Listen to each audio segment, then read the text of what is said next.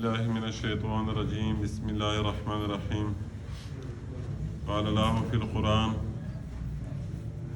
كتب عليكم الصيام كما كتب على الذين من قبلكم لعلكم تتقون قرآن یو آیات میں توستا ذکر کا ایرے جیپ بارک شے دوی خبر کړي دی الله جل شانو په دې آیات کې اول خدا میش توست الله پاک دا فرمایي چې اولدار صاحب دا رژی خالی توس نه نسه چې د حضرت محمد مصطفی امتی خالی نه نسی د آدم علیہ السلام نه ونسا تر محمد مصطفی صلی الله علیه وسلم پورا تمام انبیاء چې سوره امتی نه رغلی دي په هر یو باندې رژی فرض شوی دی یو چې توس دا پزړک شه دیر نه چې دا رژی خالی په میش فرض دی دا فرق ضرور وا چې چا ډیرې وي چا لږ وي نویا ترتیب شبات پداک فرق شته درې دیارلسم څوارلسم پنځلسم اول د میاشتې دومه درمه ل اخره شورا لی وارث وي وارث نه وي چا سو مدار ذکر غلی دی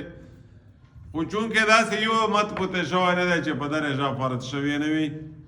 او بلکې په ځنې امتي د رژي د ماشوم نوی بیا ترګایزه پوره زون سره خپل ډېر احکام بي د هغې سره بهرله خبره بیا اوږده بل چیرې درې میر نه خو د دې آیات باندې بحث کوي یو خو اول دا خبره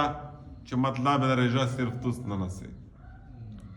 او بلې دغې آیات نه ورسته په یوه آیات شعر درې مي که نه چې دا د توسې د فایدې او د توسې د اسونتي د پوره دوده رژه پشکارا خو اولدار صاحب په مخ یې چې سړی شوګر مې هات دو بوزاړ بیدي مې هات دو بیا لوږه تنده هات دو بیا به داسې د اسونتي خبره کې ما دشمن سره وچول الله جل شانو په بل دوشه به فرمایي چې دا رژیم ځکه در باندې فرض دي چې تو ستا په دا کښې اسونتیا درکړي په دا کښې څه حکمت دی څه فلسفه دو په دا کیسه خو م پوه کا نو مفسرین یې چې نه په ظاهره خو لږ کې لوږه تنده چې بیا میږ غوندې ناسورزان وي هغې کوپړی هم کور پرېږدي خو همیشه فایده همیشه ګټه بیا رژي په وجه سره نو ځکه الله جل شانو فرمایي چې تو څه که دا رژه ونڅې تو سو بیا همیشه ګټه حاصله کړي دا یې دنیا یا د یوې ورځې د یوې ګنټې لوږه تنده سربدرولی ستړې دا شی ډېر الګ ته معمولي دی د هغې همیشه ګټه او د همیشه نقصان په مقابله شي ځکه الله جل شانو فرمایي چې توس دا رژه کله نسې توس یې د پوره په دا کښې ډېره لویه ګټه ده او بله خبره دا چې دا آیات شې دومه کیسه دا ده چې یو خالي په توس نه دو په نور امتي هوا بل آیات شې لعلکم تتقون په توس دا رژه ځکه فرض دو چې توس یې پرهیزګارې شې متقون شې د ګناه نه ځانونه وژغورې ویس دا یې میږې توس سره یوه تله روغلله که چیرې داسې رژه واچه ونیوله چې دا یې د ګناه نه باد شه قرآن دغې آیت ته نو میش دوستو دا پته لګي چې دا سړی رژه صحیح ولید که چیرې داسې وه چې یوه انسان ګردۍ میاشت تېره شوله خو خالي یې خوله تړلې وه مطلب اوس پې د خره د غویه غوندې دا رژه نه رژه یې تړل ته بند کول ته په خو چې دا اوس پې څربولی د جنګ د پوره اونو خواروک بند که خواروک تو یې نه پرېښولی خیل الصیام نوم یې ورکړی و چې د خدونکې اوس پې باندې م رژه نیولې دو چې پتله شي ناری شي بیا تراپولی شي بیا په خواروک په تشوک په لوږه دو ریږدي وي سبو مشکلات امیر سیخ وي په جنګي راکښې دا اوس په بیا لوږه تنده محسوس کوي بیا تر مخ زور نشي کولی باقاعده اوس په ته چې ټریننګ ورکول پوی رژي ونیولی خواروک یې نه ورکوه دغه خیل الصیام نوم و د هغې اوس پې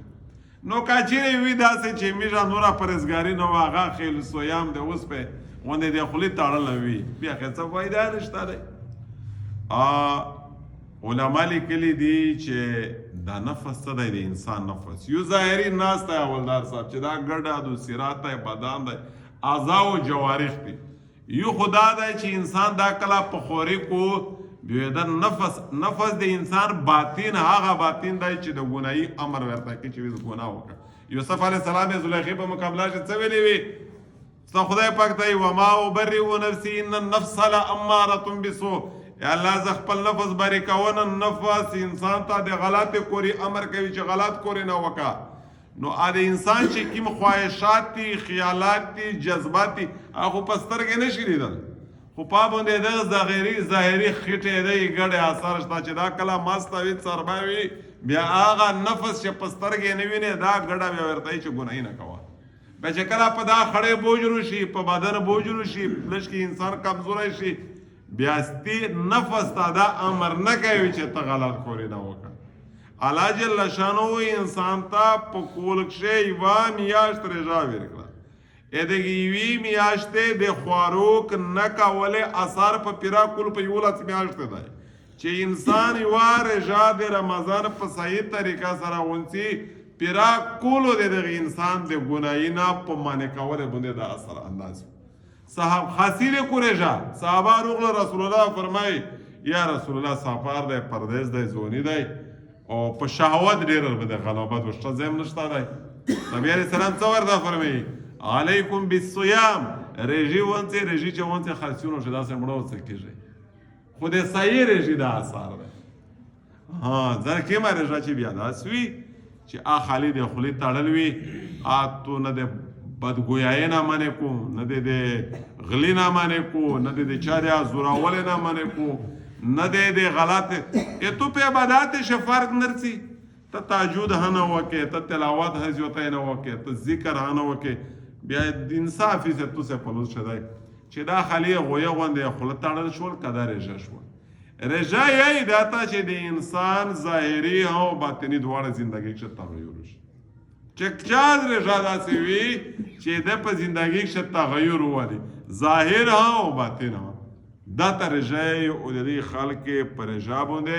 بیا الله جل شانه انسانونو ته وعده کړی دي بهرحال خبره وجدیږي پر رژا وقفن فوقفن خبره کوي رژی په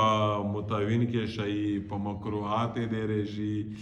رژی په فضایل د رژی په فطرانه د رژی په صدقه رژی کفاره د رژی فدیه صدقه فطر اعتکاف یا تا ډېر سر راون دیږي وقفن فوقفن او پدا ژغېږي الله جل شانه دا متها او تو صد عمل